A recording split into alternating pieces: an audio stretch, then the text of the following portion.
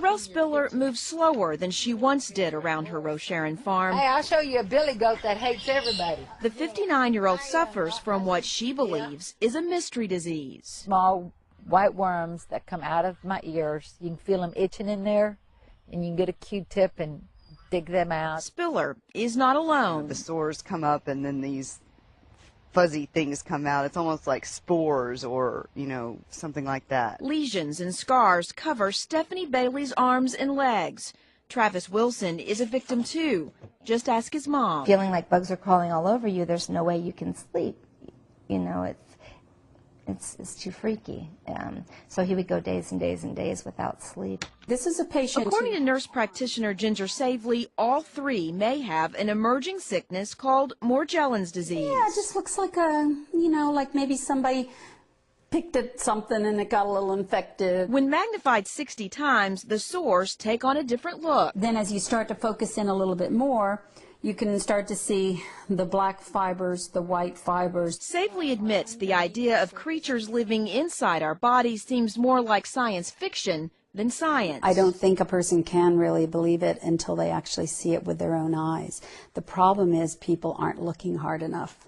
Most practitioners are not looking because they're not taking them seriously. Mainstream medical professionals don't believe Morgellons is real. If we look at what is truly evidence-based medicine, what has been proven based on scientific fact, we don't have a means to substantiate her observations. Dr. Adelaide Hebert tells us Morgellons exist only in the patient's mind. Many of these patients do have something called delusions of parasitosis. It's actually not uncommon to have patients come in and describe the sensation that something's crawling on their skin. We couldn't find any Houston doctors who believe in or treat Morgellons disease. At Oklahoma State University, research is underway on a volunteer basis. These are a 60 times magnification. Ginger Savely has documented 100 cases. She treats her patients with oral and topical antibiotics. They can't get anybody to help them in the medical profession. It's just a nightmare. It's a living nightmare.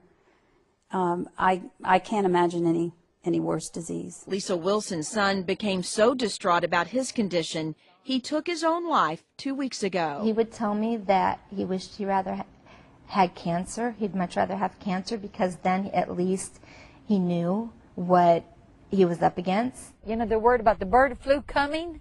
You've got something here right now that's spreadable, that's being hush-hush. They told me I was doing this to myself and that I was nuts, and basically I just quit going to doctors because I was afraid they were going to lock me up. The scars are more than skin deep. Janice Williamson, 11 News.